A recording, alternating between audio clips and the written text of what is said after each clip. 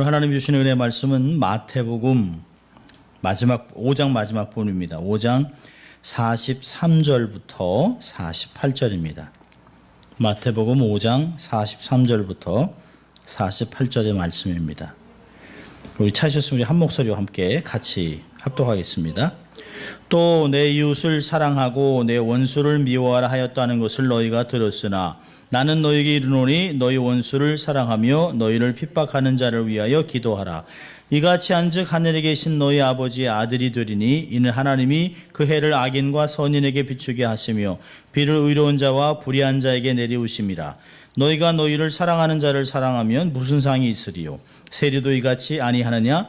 또 너희가 너희 형제에게만 무난하면 남보다 더하는 것이 무엇이냐? 이방인들도 이같이 아니하느냐? 그러므로 하늘에 계신 너희 아버지의 온전하신 것 같이 너희도 온전하라. 아멘. 마태복음에 나와 있는 6가지 반제를 오늘로 마치게 됩니다. 오늘은 원수를 사랑하라 라고 하는 제목으로 말씀을 나누려고 하는데요. 여러분 마태복음 5장 20절을 보면 이런 말씀이 있어요. 내가 너희에게 이르노니 너희 의가 서기관과 바리새인보다 더 낫지 못하면 결단코 천국에 들어가지 못하리라. 그러면서 그들이 존경하고 감히 따라갈 수 없다라고 여겼던 서기관들, 바리새인들, 선생이라고 여겼던 영적인 지도자들보다 이들보다 훨씬 너희들의 의가 뛰어나지 않는다면 천국에 들어갈 수 없다라고 하는 아주 폭탄 선언을 하셨습니다. 그 당시에 있던 유대인들에게는 아니 어떻게 우리가 바리새인들을 어떻게 우리가 서기관들을 따라갈 수 있을까? 저렇게 말씀의 전문가들을.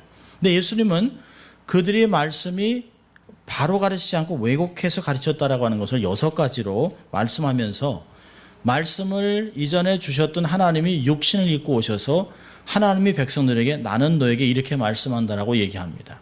바리새인들과 서기관들은 늘 하는 가르침이 뭐냐면 랍비는 이렇게 가르쳤습니다. 에스라는 이렇게 가르쳤습니다. 힐렐은 이렇게 가르쳤다. 샴마 랍비는 이렇게 가르쳤습니다. 라고 얘기했어요. 그런데 한 번도 이스라엘 사람들은 나는 너에게 이렇게 가르친다라고 하는 말을 들어본 적이 없습니다.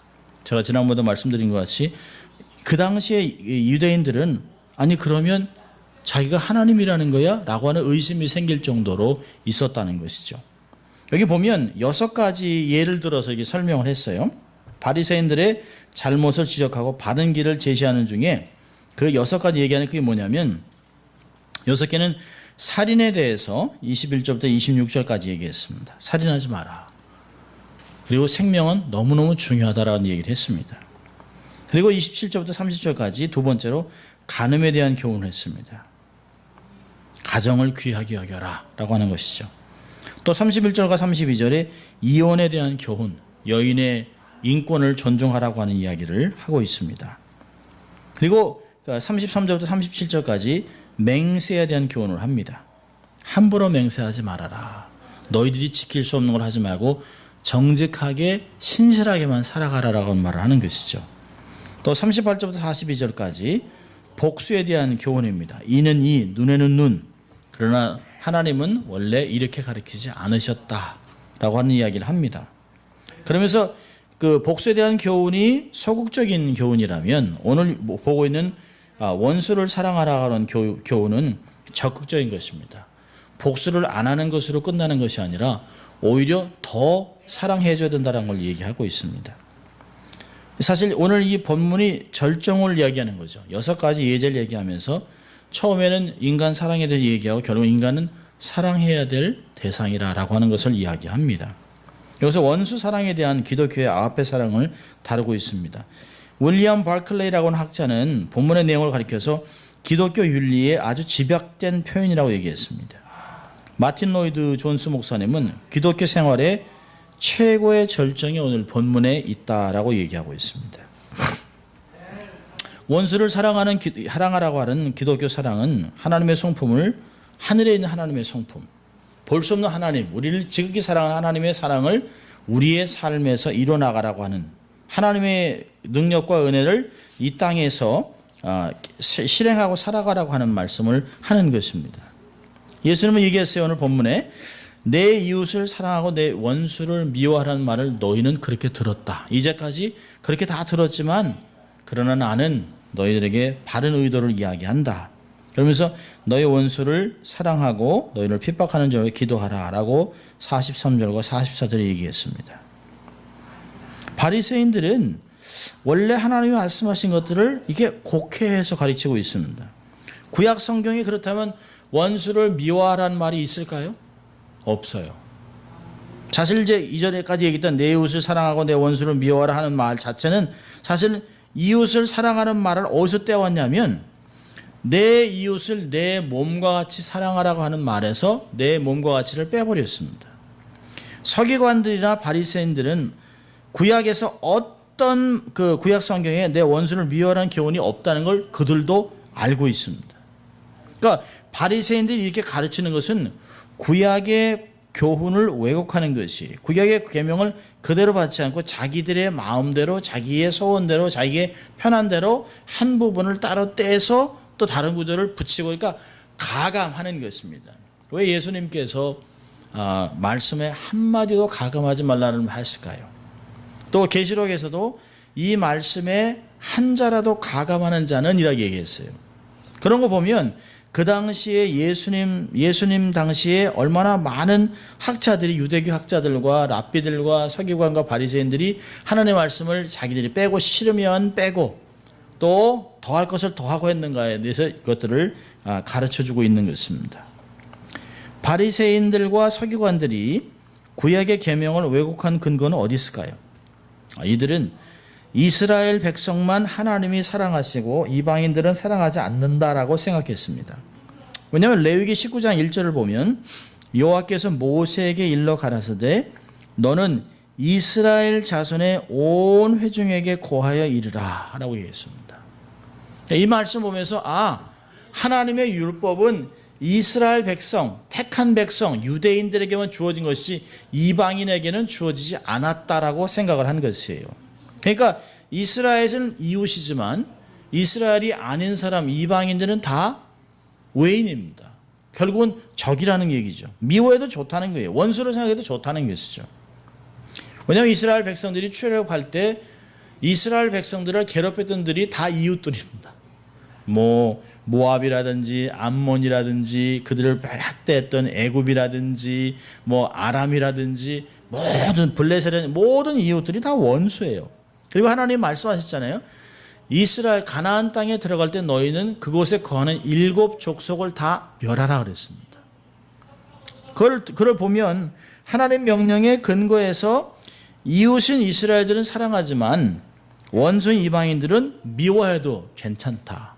그들을 멸절시키라고 했기 때문에 하나님의 명령을 그렇게 적용하고 있는 것을 볼 수 있어요. 예수님 당시에는 유대인들이 로마 사람에게 압제를 받고 있었습니다.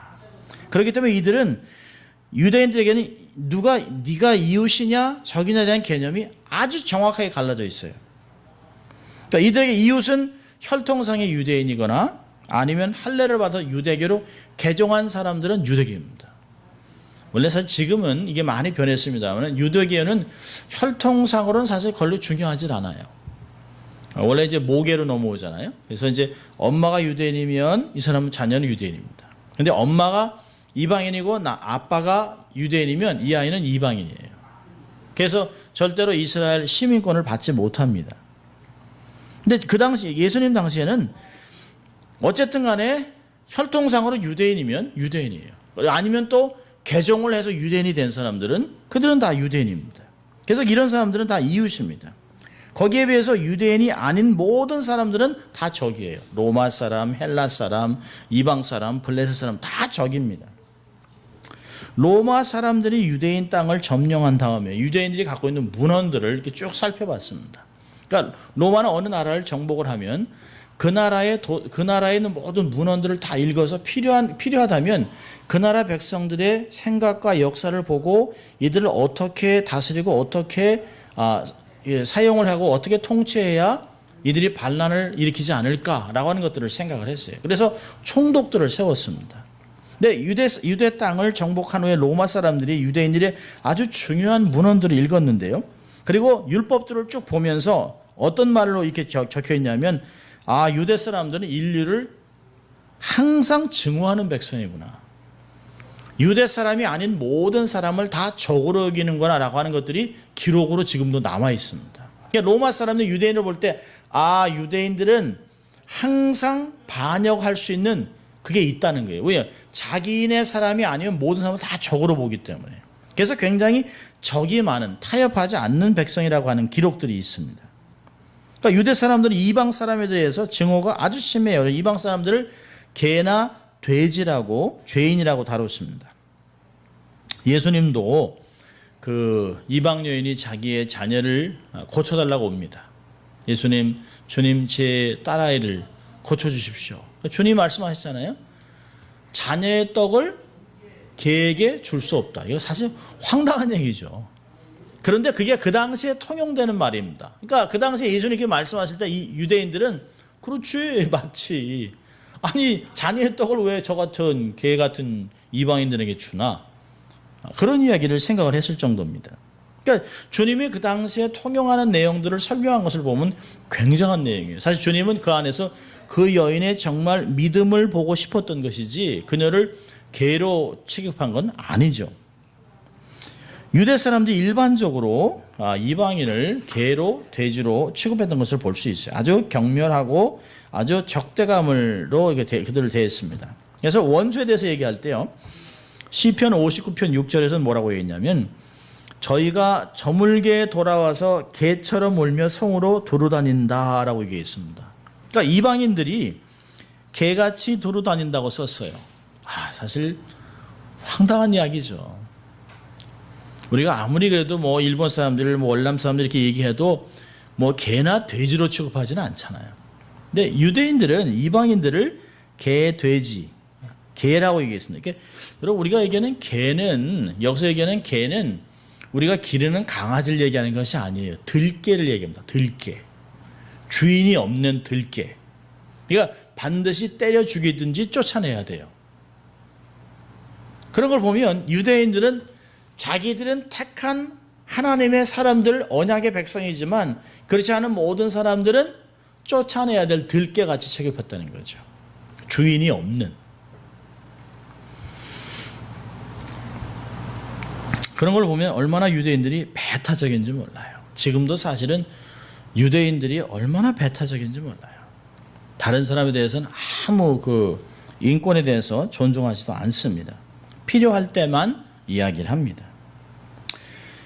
서기관과 바리새인들은 하나님의 말씀을 자기의 편에 따라 해석했을 뿐이에요. 원래 정신은 그대로 반영하지 않았음을 분명히 볼 수 있습니다. 자, 우리 한번 레위기 19장을 볼까요? 이들이 따온 레위기 19장은 원래 앞뒤로 말씀을 보아야 돼요. 레위기 19장 9절과 10절입니다. 레위기 19장 9절과 10절.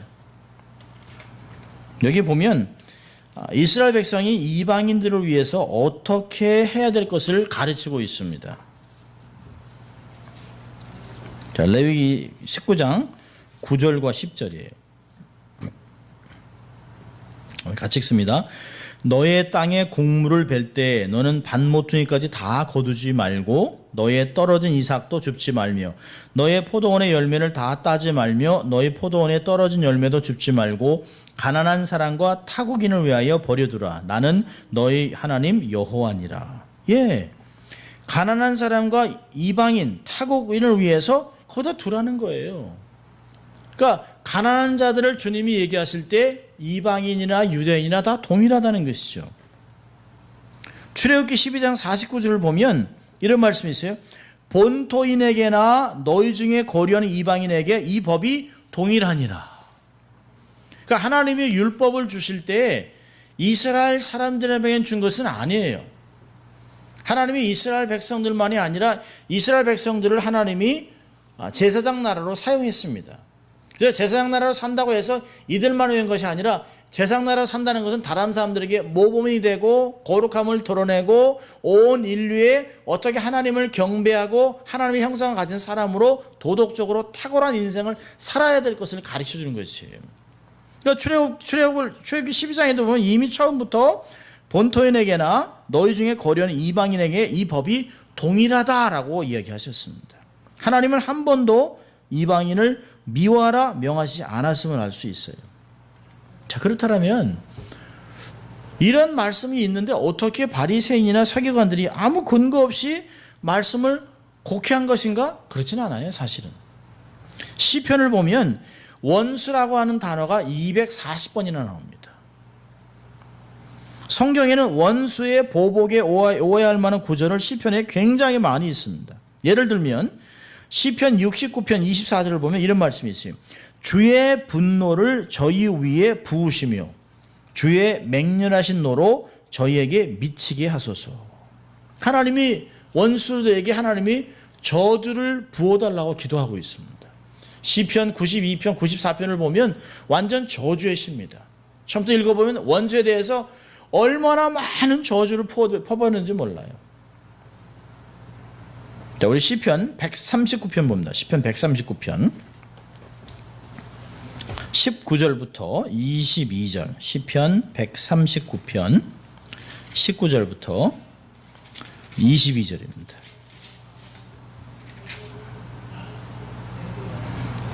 자, 19절부터 22절까지 우리 같이 읽습니다. 하나님이여 주께서 정령이 악인을 죽이시리이다. 피 흘리기를 즐기는 자들아 나를 떠날지어다. 저희가 주를 대하여 악하게 말하며 주의 원수들이 헛되이 주의 이름을 칭하나이다. 여호와여 내가 주를 미워하는 자를 미워하지 아니하오며 주를 치러 일하는 자를 하나지 아니하나이까. 내가 저희를 심히 미워하니 저희는 나의 원수니이다. 이런 말씀을 보면 원수들에 대한 아주 정확한 각을 세우는 것을 볼 수 있어요. 자, 그런데 그 뒤가 중요하죠. 23절을 보면 그렇게 기도를 한 후에 자기의 삶을 돌아보고 있습니다. 하나님이 나를 살피사 내 마음을 아시며 나를 시험하사 내 뜻을 아옵소서. 내게 무슨 악한 행위가 있나 보시고 나를 영원한 길로 인도하소서. 나로 하여금 악한 인생을 살지 않도록 하나님 내 삶을 지켜주시라고 하는 그런 기도가 뒤에 붙어있다는 걸 잊지 말아야 됩니다. 그런데 유대인들은 한 부분만을 딱 떼서 원수는 저주에 받을 인간이기 때문에 하나님의 저주를 받을 사람들이기 때문에 우리가 원수를 사랑하지 않고 미워해도 된다. 이건 당연하다라고 생각하는 것이에요. 이렇게 하나님께서 원수에 대해서 당연히 보수하시는 것으로 가르치는 까닭에 필연적으로 우리를 원수를 미워해야 된다는 태도를 갖고 있습니다. 당연히 하나님이 미워하는데 나도 미워해야지. 하나님이 저주를 붓는데 당연히 나도 미워해야지. 그러니까 이걸 어떻게 생각하냐면 공평하다고 본 것이에요. 의로운 하나님이 택한 백성인 거룩한 백성은 사랑하시고 그렇지 않은 백성들은 저주를 퍼부으니까 당연히 우리가 하나님 앞에서 사랑할 것은 사랑하고 미워할 것을 미워하는 것이 당연하다는 게 공평하다는 거예요. 이게 법이라는 거죠. 그러나 이런 시편은 결코 개인적인 증오나 원한을 가져도 된다는 뜻이 아니에요. 아, 내가 저주를 퍼부어도 되는구나. 아, 내가 원한을 가져도 되는구나. 이런 뜻이 아니라는 것입니다.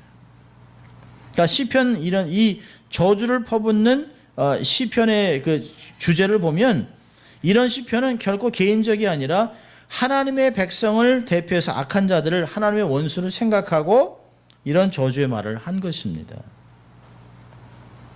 그런데 바리새인들과 서기관들은 이 율법이나 이 시편의 내용을 근거로 해서 한 부분을 딱 떼서 하나님의 저주를 받은 인생들, 하나님의 저주를 퍼볼 인생들, 그 원수들은 당연히 이 땅에서 멸절돼야 되고 멸망을 받아야 할 대상들이기 때문에 그들은 미워해도 된다. 이건 공평한 것이다라고 이야기를 하고 가르쳤습니다. 자, 그런데 오늘 본문을 다시 보면 예수님은 서기관들과 바리새인들의 교훈이 잘못됐다고 지적합니다.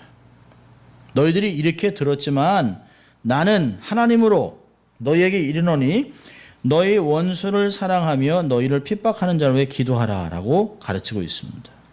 그러니까 예수님의 교훈은 성도들이 누구와 같아야 되는가? 사실 그 당시에 유대인들은 내가 정말 랍비같이 내가 서기관같이 내가 바리새인같이 삶을 살 수 있을까? 저희들은 너무 존경스러워 너무 정말 거룩하게 살아라고 생각하는 그 생각들을 무너뜨리고 있습니다. 너희들이 따라가고 너희들이 배워야 되고 너희들이 존경할 대상은 하나님이지 저들이 아니라니 거짓 선지자들이 아니라는 것이에요. 여러분 5장 마지막 절에 있는 말씀이 뭡니까? 48절에 그러므로 이것을 총 정리하면서 5장을 정리하면서 하늘에 계신 너희 아버지의 온전한 것 같이 너희도 온전하라고 가르치고 있습니다.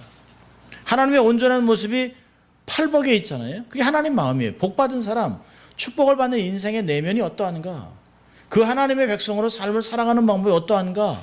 세상과는 다른 것을 가르치고 있습니다. 이런 5장 48절의 말씀이 하나님이 온전하고 전능하고 온전하시니까 너희도 그렇게 되라, 그건 아닙니다. 하나님이 사람들을 조건 없이 사랑하는 것 같이 너희들도 사랑에 대해서는 그렇게 하라고 하는 것이에요. 우리가 어떻게 하나님같이 무소부재하고 전지전능하고 무에서 유를 창조할 수 있는 그런 것은 아니에요. 하나님이 사람들을 대하는 것 같이 조건을 달고 사람을 청해하고 이렇게 사람들을 이렇게 구별하지 않고 하나님과 같이 조건 없이 사랑하는 그 모습으로 살아가라는 것이에요. 사랑의 실천에 있어서 하나님처럼 온전하게 되라는 것이죠. 하나님은 사랑은 자신을 주신 사랑이죠. 조건이 없는 사랑이죠. 대상을 있는 그대로 용납하는 하나님입니다. 그래서 요한일서 4장 10절에서는 이렇게 얘기하죠. 사랑은 여기 있으니 우리가 하나님을 사랑하는 것이 아니요 오직 하나님이 우리를 사랑하사 우리 죄를 위하여 화목제로 그 아들을 보냈었습니다. 아주 정확하게 얘기하고 있습니다. 우리의 죄 때문에 주님이 대신 제물이 되어서 하나님과 우리를 화목하게 하셨다. 하나님과 우리 사이에 막혔던 담을 헐었다라고 하는 에베소 2장 말씀이나 다 동일한 말씀이에요. 요한이나 바울이나 마태나 모든 사람들이 히브리서도 다 마찬가지죠. 모든 신약에 있는 모든 것들이 이야기 하나님과 원수되었던 우리 사이에 막힌 담, 도저히 하나님께 나갈 수 없었던 제사장이 없으면 도저히 하나님께 나갈 수 없었던 화목할 수 없었던 저주받은 인생들 이제는 그것이 다 없어지고 하나님이 조건 없이 이 제사를 하나로 만들어서 예수 그리스도께서 우리를 위해 돌아가셨다라고 하는 것을 가르칩니다. 그래서 요한복음 3장 16절에 아주 기가 막힌 말씀하잖아요. 하나님이 세상을 이처럼 사랑하사 독생자를 주셨으니 이처럼 사랑한 세상이 어떤 세상일까요? 하나님을 대적하고 하나님을 저주하고 하나님의 형상을 갖고 있는 사람을 죽이고 하나님의 형상을 갖고 있는 사람들을 불에 태워 죽이고 제물로 드리고 대단합니다. 여러분 알바이노라고 하는 그 병이 있잖아요. 피부가 하얘지는 거. 사실 그들은 얼마나 힘들겠습니까? 근데 이 알바이노 환자들이 많은 데가 어디냐면 우간다입니다. 우간다. 그러니까 아니 전 국민이 다 흑인인데 그 병으로 인해서 알바이노 하얀 피부를 한국에서는 뭐라 그러나요? 이거 백반이라고 그러나요? 하얀 피부를 가진 사람이 태어나요.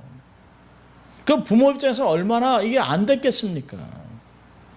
근데 놀라운 것은 주술을 하는 사람들, 점을 치는 사람들이 알바이노 환자의 뼈를 갖고 있으면 점을 잘 친다는 거예요.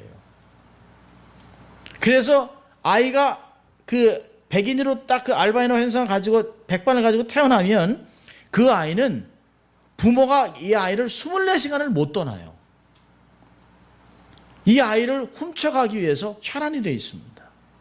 특별히 아이가 1살이 되기까지의 뼈는 굉장히 비싸요. 그래서 갓 태어나서 1년 전에 그 아이를 잡아서 팔을 잘라서 살을 다 벗겨내고 뼈를 가지고 있으면 그걸로 주술을 하는 거예요. 한 번은 그 12살짜리 아이가 학교를 갔다 오다가 납치를 당했습니다. 여자 딸아이가. 동네가 생난리가 났죠. 근데 기사를 읽어보니까 그 아이를 납치한 사람이 삼촌이에요. 삼촌. 돈을 벌기 위해서. 살아 돌아와도 거의 장애가 된답니다. 그러니까 손가락 같으면 손가락을 잘라서 그걸 목걸이를 걸고 있으면 운이 좋다는 거예요. 그러니 이 사람들의 생각이라는 게 얼마나 무서운지 몰라요. 근데 이러한 세상을 주님이 사랑했다는 겁니다. 여러분 이런 생각이 지금만 있었던 것이 아니에요. 왜 잉카 문명이 망했을까요? 남미에서 그 엄청난 잉카 아즈텍 문화 그 문화가 가장 찬란했던 곳에 갔는데요. 제단 옆에 아이들의 그 키를 딱 재가지고 그 상태로 잘라서 돌로 눌러가지고 피를 짜서 그걸 제단에 바친 게 기록이 있습니다. 그러니 하나님 그 민족을 없앨 수밖에 없어요. 이게 어디서 나온 걸까요? 가나안 지역에 있었던 그 문화가 다 그 자체예요. 아이를 태어나, 특별히 이제 장애가 있는 아이들, 이런 아이들은 잘라가지고 요만한 독에 묻어가지고 받치지 않았으면 묻어가지고 땅에 놓은 거예요. 근데 한 자리에서 3,000개의 독이 나왔습니다. 3,000개의 독이. 여러분, 우리 하나님이 사랑했던 세상은 그렇게 아름다운 세상이 아닙니다. 사랑할 만큼이란 요만큼도 없어요. 우리가 생각해도 경악하잖아요. 어떻게 아이들의 뼈를 부러뜨리고 살쪄서 겁쳐서 여기다 목걸이를 하고 다니고 자기가 원치 않다 해서 애를 죽여서 독에 묻고, 이런 세상입니다. 이런 세상. 그러니 문화가 발달했다면 현대에서 이런 일이 벌어지고 있는데요. 그 옛날 고대 문명, 특별히 고대 근동지방, 또 예수님이 있었던 2000년 전 이 시대의 세상은 말로 할 수가 없었어요. 말로 할 수가. 근데 요한복음 3장 16절에 이런 선언을 하잖아요. 하나님의 세상을 이처럼 사랑하사 독생자를 주셨으니 이는 저를 믿는 자마다 멸망치 않고 영생을 얻게 하려 하심이라. 기가 막힌 말씀입니다. 이게 우리가 그냥 읽어야 될 말씀이 아니에요. 그래서 로마서 5장 8절에서는 사도 바울이 이렇게 얘기합니다. 더 나아가서 우리가 아직 죄인 되었을 때, 아무것도 모를 때, 하나님에 대해서 모를 때 그리스도께서 우리를 위하여 죽으심으로 하나님께서 우리에게 대한 자기의 사랑을 확증하셨느니라. 5장 10절에 가서는요, 우리가 아직 원수 되었을 때, 하나님 대적하고 하나님이 어딨냐 뭐 이러고 있을 때 하나님 우리를 사랑하셨다는 것이에요. 이런 성경 말씀은 조건 없이 우리를 사랑하신 하나님의 온전한 사랑을 표현하는 것이죠.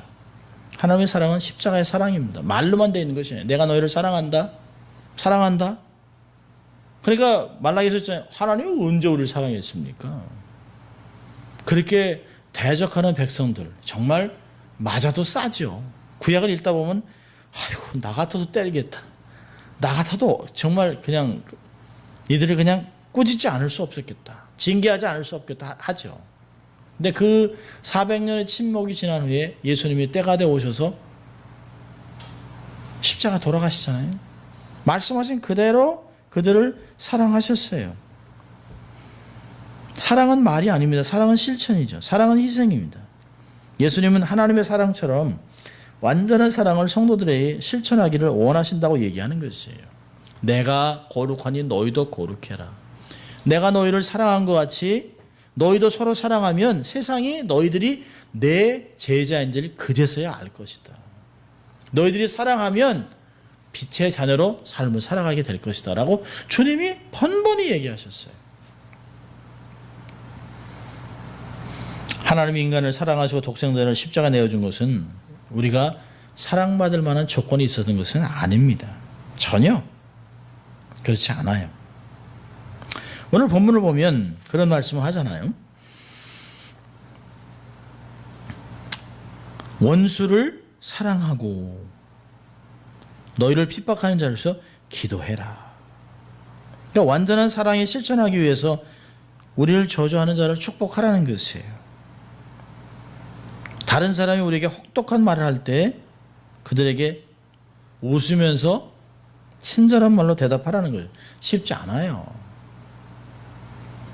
하하 웃다가도 속을 뒤집어 놓는 말을 하면 웃을 수가 없습니다.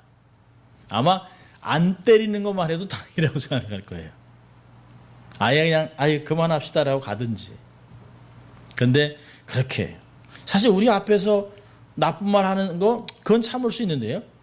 소위 얘기하는 뒤에서 자꾸 우리의 말을 하는 사람들, 뒷담화를 하고 우리의 삶을 자꾸 저주하고 안 좋다고 험담하는 사람, 그런 사람들을 위해서 주님 뭐라고 합니까?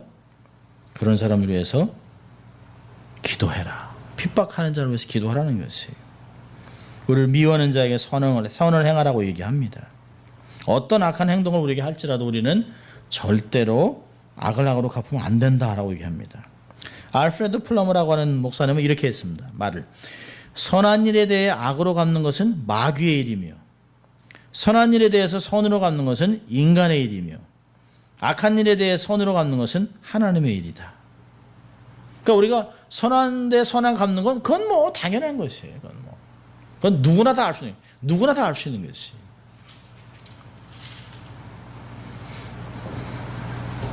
참 원수를 사랑한다고 하는 것, 핍박하는 자를 기도하라는 건 쉽지 않습니다. 근데 주님이 어떻게 사랑해야 되는 걸 십자가에서 하셨어요. 처절하게 십자가에서 정말 그 많은 매를 맞고 완전 피투성이가 되고, 멜 깁슨이 만든 그 영화에 예수님의 모습이 가장 잘 묘사한 영화라고 그래요. 지금까지 예수님 영화가 뭐 마태, 요한, 누가 많습니다. 근데 예수님의 영화를 이렇게 봐도 멜 깁슨이 만든 것 같이 패션 오브 더 크라이스트 같이 예수님의 모습을 제대로 표현할 수 없다. 예수님은 완전히 피가 흥건한 핏덩이 같이 만들어놨잖아요. 그런데 주님이 십자가에서 달렸습니다. 근데 주님이 자기에게 십자가에 못 박은 자들을 위해서 아버지여 저희들을 사하여 주시옵소서, 저들이 하는 것을 모른다고 얘기하고 있습니다. 정말 그럴 수 있을까? 우리에게 해를 입힌 자를 위해 기도해야 된다고 하는 것이죠. 성도들이 완전한 사랑을 하나님처럼 실천하지 못하지만 이런 노력을 통해서 바리새인들과 서기관들보다 더 나은 의를, 사랑을 실천해야 된다라고 주님이 요구하고 있습니다. 자, 그래서 예수님은 왜 우리가 원수를 사랑해야 되는지, 핍박하는 자를 왜 기도해야 되는지 45절에 설명하고 있습니다. 우리 45절, 우리 마태복음 5장 45절 같이 읽습니다. 이같이 한즉 하늘에 계신 너희 아버지의 아들이 되리니 이는 하나님이 그 해를 악인과 선인에게 비추게 하시며 비를 의로운 자와 불의한 자에게 내리우심이니라. 두 가지를 얘기하는데요. 첫째는 뭐냐면 너희가 그렇게 해야만 하나님의 아들이라고 하는 신분으로 삶을 살아간다는 것이에요. 이렇게 해야만 하나님의 아들이 되는 것이 아니라 너희들이 하나님의 아들이기 때문에 이렇게 살아내라고 하는 것이에요. 세상에서는 이에는 이, 눈에는 눈, 이렇게 살아가는, 복수하는 공평, 정의, 법대로 살지라고 하는 사람들로 삶을 살아가면 그건 하나님의 사람이 아니라는 것이에요. 하나님의 사람들은 그렇게 살아가면 안 된다라고 하는 것을 이야기하고 있습니다. 이렇게 살아간 즉 하늘에 계신 너희 아버지의 아들이라고 하는 인정을 받는다는 것입니다. 아, 저 사람들은 다르네. 아, 교인들이구나. 아, 크리스찬이구나. 이렇게 인정받는다는 것이에요. 왜 이렇게 악인들에게도 핍박하는 자에게도 기도하고 그들을 사랑해야 될까요? 모든 사람에게 하나님이 일반 은총을 베풀어 주기 때문이라는 것입니다. 모든 사람들에게 일반 은총에 대해서 얘기하고 있어요. 악인이나 선인이나 의로운 자나 불의한 자, 하나님이 구분하지 않고 동일하게 햇빛을 준다는 것이에요. 동일하게 비를 준다는 것이에요. 그렇잖아요. 예수 믿는 사람에게만 촥 햇빛을 비춰주고 모든 안 믿는 사람들 어둠, 막 가뭄인데 예수 믿는 사람 밭에만 비가 흥건하게 오고 안 믿는 사람은 바짝만 이러지 않는다는 거죠. 하나님이 믿는 사람이나 안 믿는 사람이나 똑똑하고 열심히 공부하면 좋은 데 가요. 예수 안 믿고 악인 같은데도 돈 버는 재주가 있어요. 아니 어떻게 이렇게 저렇게 돈을 많이 벌었을까? 우리 가끔 좀 속상하잖아요. 하나님 좀 우리 같은 사람한테 좀 돈을 맡기셔서 주를 위해 살게 하시지. 아니 저런 악인들한테 돈을 맡겨가지고. 근데 그 악인들도 가만히 보면요, 돈 버는 재주가 있어요. 우리는 하나님에 대한 소원은 있지만 돈 버는 재주가 없어요. 어떤 때는 불의한 사람인데 신앙도 없는데 운이 좋아서 돈을 벌어요. 이게 뭘까요? 하나님의 주신 은혜입니다. 근데 우리는 하나님의 은혜를 알고 저들은 하나님의 은혜를 몰라요. 감사할 줄도 몰라요. 하나님의 은혜로 살아가는 것인데 감사하지만 내 돈으로 뭐 내가 힘이 아침부터 저녁까지 수고해서 돈 번 거지 누가 나를 도와줬어? 내가 애를 쓴 거지 라고 그들은 그렇게 얘기합니다. 근데 이제 이들이 예수를 믿고 나면 아, 하나님이 하셨구나라고 하는 걸 깨닫게 되는 것이죠. 이런 것이 모든 인류에게 베푸는 일반 은총이에요. 근데 하나님께서 모든 사람들에게 동일하게 성령을 주거나 하나님의 큰 비밀을 깨닫게 하지는 않습니다. 이것은 하나님의 자녀들, 택한 백성들에게만 주는 것이에요. 아무에게나 성령을 주지 않습니다. 일반 은총으로 모든 사람들에게 하나님이 동일하게 사랑을 베풀어주고 살아갈 수 있도록 숨도 주시고 비도 주시고 햇빛도 주시고 재주도 주시고 재능도 주고 은사를 주는 이유가 있다는 거예요. 하나님이 그들에게도 하나님의 형상으로 창조를 하고 그들도 하나님의 때가 돼서 주께 돌아올 줄 사람들이 모르기 때문에. 예수님께서 일반 은총을 얘기하신 후에 46절과 47절에 두 가지를 이야기합니다. 일반 은총에 대해서 말씀하신 두 가지 예를 들면서 얘기합니다. 너희가 너희를 사랑하는 자를 사랑하면 무슨 상이 있으리요? 세리도 이같이 하느니라. 47절에는 또 너희가 너희 형제에게만 무난하면 남보다 더하는 것이 무엇이냐? 이방인들도 이같이 아니하느냐? 이 참 너희를 사랑하는 자, 너한테 잘해주는 사람만 사랑하면 그게 무슨 유익이냐는 거예요. 그 사람들하고만 친하고 다른 사람들 전혀 관심도 안 주고 그런 사랑은 세리들도 한다는 거예요. 세리가 누굽니까? 예수님 당시에 찔러서 피 한 방울 안 나오는 사람들입니다. 세리는 로마 정부를 대신해서 세금을 거두는 사람들입니다. 그런데 로마 정부에서 세금을 8%를 거둬라라고 얘기하면 이 사람이 8%에 플러스 자기가 먹고 싶은 대로 얻고 싶은 대로 10%, 15%를 매겨도 백성들은 낼 수밖에 없어요. 로마 정부가 그 사람을 백업해 주기 때문에. 그래서 그들은 그 당시에 매국노라는 말을 들었습니다. 사람 취급을 못 받았어요. 이 사람들은 증인으로 될 수가 없습니다. 선거를 못 해요. 어디 가서 내가 증인입니다 하면 증인의 자격이 없어요. 세리는. 그 나라의 국민으로서 투표를 하거나 어떤 이야기를 할 자체가 없어요. 그러니까 세리가 되면 모든 것을 포기하고 오직 집착하는 게 뭐죠? 돈입니다. 돈으로 하시는 일은 뭐든지 하는 것이에요. 그러니까 세리를 보면 유대인들이 보면 침을 패 뱉었다고 그래요.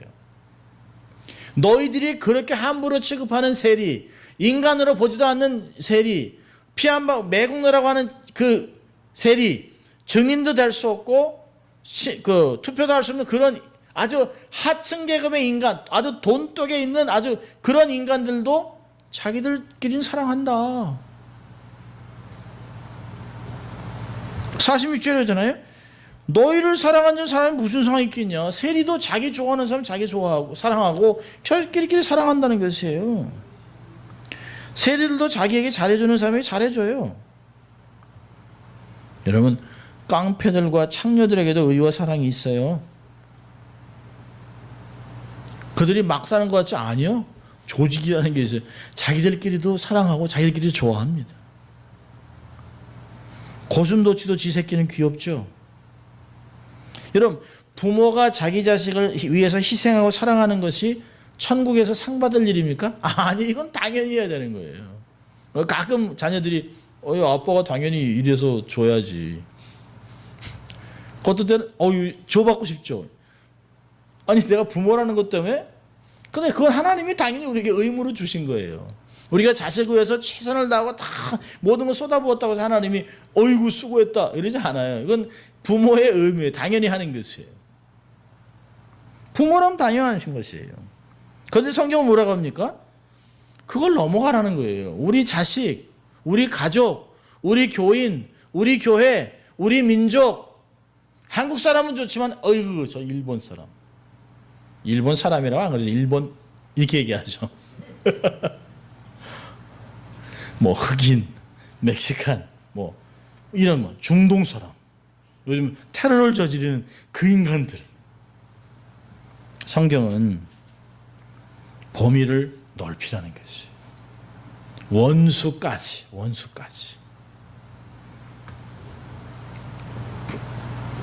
사실 요즘 이슬람에 대해서 이 말씀이 얼마나 우리에게 피부에 와닿습니까? 아무 잘못도 하지 않았는데 종교적인 이유 때문에 그냥 총으로 가서 드르륵 50몇 명을 죽이고 폭탄을 던지고 테러하고 예수 믿는 사람 목을 치고 불에 태워 죽이고 그런 게 뭐 수도 없이 일어나고 있습니다. 정말 사랑하기 힘든. 근데 그러면서도 너희를 사랑하는 자를 사랑하면 무슨 이익이 있겠냐? 무슨 이익이 있겠냐? 그건 아무나 다 한다. 세리도에 같이 아니하느냐라고 물어봅니다. 47절은요. 너희가 형제에게만 무난하면 남보다 더하는 건 뭐냐? 친한 사람들끼리만 인사를 하고 모르는 사람한테 얼굴도 안 주고 인사도 눈길도 주지 않습니다. 그러나 그리스도인들은 다른 사람에게 적극적으로 인사해야 돼요. 아침에 이웃에게 Good morning, have a good day 이래야 되는데요. 한국 사람들은 아침부터 그냥 눈 마주치기 싫어가지고 엘리베이터 타서도 다 이렇게 숫자만 보고 있습니다. 숫자. 옆에 사람들이 있는데 한마디도 얘기도 안 하고요. 뭐 저도 가끔 그럽니다만 어떤 때 보면 예수 안 믿는 사람이 더 친절해요. 안녕하세요. 반갑습니다. 제가 브라질에 갔을 때 한국 사람들이 이제 아침에 이렇게 운동하는 그 공원이 있습니다. 그래서 막 걸어서 이제 뭐 브라질이니까 얼마나 또 반가워요. 그래서 지나가면서 안녕하십니까. 좋은 아침이다 했더니 이게 쳐다봐요. 그랬더니 어디서 왔습니까? 그래서 미국에서 왔는데 어쩐지 자기들은 인사 안 해요. 그리고 자기들끼리만 인사해요. 박권사님, 김장로 이러면서 자기들끼리 막 인사하는데 다른 사람들은 한국 사람들끼리도 교포끼리도 인사 안 합니다. 그 현지인들에게는 더 말할 것도 없죠. 예수님이 요구하는 게 뭘까요?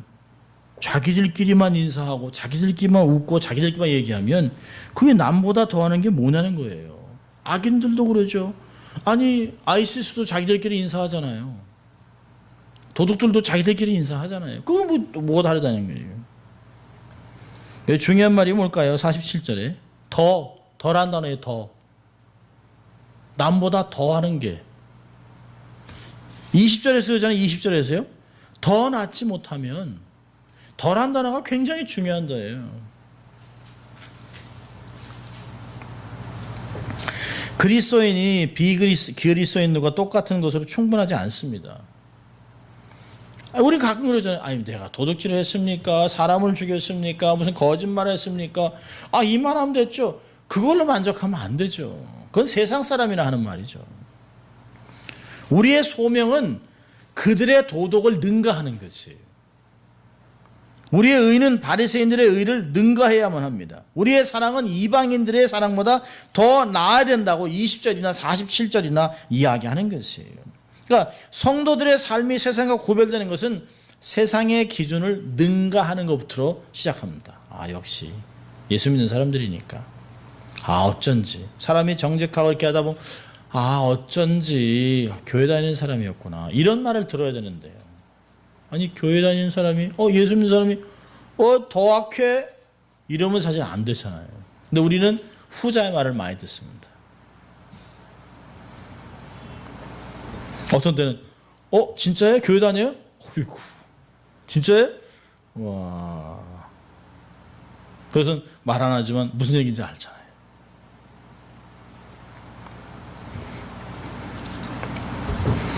여섯 가지 쭉 예수님이 반절을 얘기하면서 원수를 사랑하라. 이게 사랑의 극치를 얘기하는 겁니다. 불교 스님하고 이렇게 어느 목사님이 대화를 했대요. 스님이 기독교는 이게 도덕률이 좀 낮다고. 이게 뭐 이렇게 원수가 많습니까? 우리는 원수가 없습니다. 목사님이 그러십니까? 그래서 이렇게 물어봤대요. 혹시 속에 이렇게 안 좋아하는 사람, 미워하는 사람이 있습니까? 그러니까 스님이 그거야 있죠. 그게 원수죠. 그게. 근데 기독교는 그걸 넘으려고 애를 쓰는 거고 우리 힘으로 하는 게 하나님의 도움으로 사람들을 사랑하고 품습니다.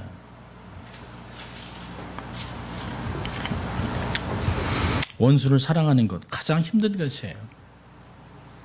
좋아하는 사람, 잘해주는 사람, 그런 사람들은 사랑하는 건 쉽죠.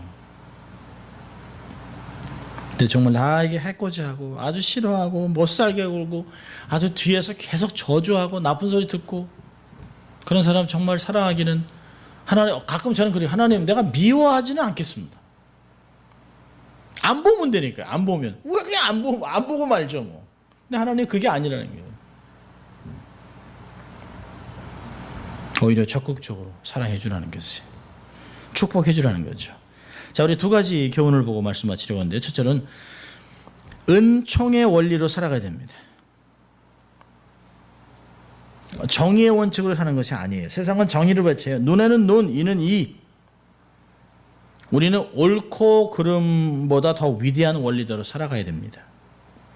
우리는 율법으로 살아가는 사람이 아니에요. 사실은 율법이 나쁜 것이 아닌데요, 율법 자체는 그 안에 깊은 곳에 하나님의 사랑과 은혜가 있습니다. 우리는 겉으로 나타난 율법으로 하라 하지 마라, 그거를 뛰어넘어서, 법을 뛰어넘어서 은혜로 살아가는 사람입니다. 은혜란 뭘까요? 은혜란 정말 받을 자격이 없는 사람에게 베풀어주는 하나님의 호의입니다.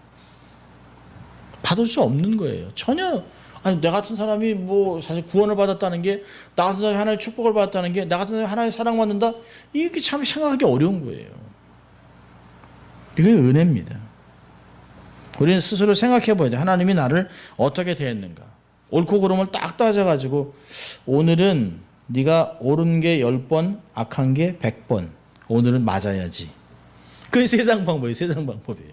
하나님 우리를 그렇게 대한다면, 너는 오늘 생각하는 거, 말하는 거, 행동하는 거, 여기서 다 옳고 그름 다 따지면 하나님 앞에 설 사람이 한 명도 없어요. 그러니까 하나님이 우리를 이렇게 따지도 않고 묻지도 아니고 우리의 삶을 은혜로 딱 대하세요. 그렇다면 우리도 그렇게 은총의 원리를 적용해야 된다는 거죠. 사람은 다 장단점이 있어요. 100% 좋은 사람이 어디 있습니까? 참 좋은데, 저 오게티예요, 오게티. 저 사람은. 그러니까 사람입니다. 그러니까 우리가 사랑해줘야 되는 것이에요. 그래서 은총의 원리를 해야 됩니다. 두 번째는요, 적극적으로 사랑을 표현해야 됩니다. 복수하지 않고 용서하는 것으로 멈추면 안 돼요. 그건 세상 사람도 합니다. 의지를 동원해서 주님의 말씀을 구체적으로 실천해야 됩니다. 미국 공군 중위 드 사저라고 하는 사람이 있었습니다. 2차 세계대전 때 일본 정부의 사기를 꺾기 위해서 최초로 도쿄를 폭격한 도리틀 소장의 폭격대원 중에 한 사람이었습니다. 그가 폭격대원에 자원한 것은 일본이 하와이의 진주만 공격 때 자기 아내가 죽었어요. 폭격으로. 그래서 그 원수를 갚기 위해서 자기가 폭격대원에 지원했습니다. 그 당시 그 도쿄 폭격은 항공모함에서 출격해서 폭격을 마친 후 중국의 중경으로 귀환하는 아주 위험한, 아주 모험적인 작전이었다고 합니다. 그는 미친 듯이 도쿄에 폭탄을 투하하고 중경으로 귀환하다가 엔진 고장으로 중국 내 일본군 점령 지역에 불시착해서 포로가 됩니다. 4년 동안 여러 포로 수용소를 전전하면서 고난 당하다가 자기의 동료 포로에서 복음을 듣고 예수를 영접합니다. 그 전쟁이 마친 후에 그 은혜를, 하나님의 은혜를 생각하면서 신학교를 졸업합니다. 그리고 그가 기도하면, 하나님, 제가 무엇을 해야 할까요? 그럴 때 하나님이 원수를 사랑하라라고 하는 이야기를 계속 하셨답니다. 그래서 어떻게 누구를, 그러다가 주님의 명령에 순종해서 일본의 선교사로 떠납니다. 그리고 일본의 선교사로 파송된 그 사저 목사는 가장 먼저 진주만 폭격기 편대장이었던 후지타 대위를 만나요. 그 자기가 누군지를 설명합니다. 그러니까 후지타 대위는 초긴장을 하는 거죠. 그런데 자기가 어떻게 일본인들에게 그 포로 수용소에서 그 어려움을 당하고 인간 이하의 취급을 당하고 그런 가운데서도 주님이 자기의 마음을 가난하게 만들어서 예수를 믿게 하고 자기에게 신학교를 가게 해서 목사가 돼서 자기의 아내를 잃게 했던, 그 폭격기를 몰고 와서 진주만에 폭격을 해서 그때 자기 아내를 죽였던 그 사람을 용서해야 된다라고 하는 하나님의 부르심을 자기가 감당하기 위해서 자기를 찾아왔다고 얘기해요. 후지타라는 그 사람이 깜짝 놀랍니다. 어떻게 당신은 그럴 수 있었습니까? 내가 그분이 이렇게 얘기했다는 거예요. 복수는 내가 할 일이 아닙니다. 내가 할 일은 당신을 사랑하고 당신을 축복하고 당신도 나와 같이 예수 그리스도를 믿고 그리고 천국에서 함께 살아가는 것을 바라는 것입니다. 그 아내도 그 사람도 충격을 먹었어요. 그리고 그가 예수님을 영접합니다. 대단한 삶을 살았죠. 그가 얘기했습니다. 복수는 복수를 낳을 뿐입니다. 복수는 아무 해결을 하지 못합니다.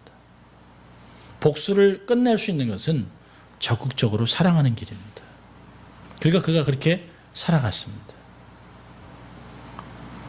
그리스도인들은 복수를 하는 사람들이 아니에요.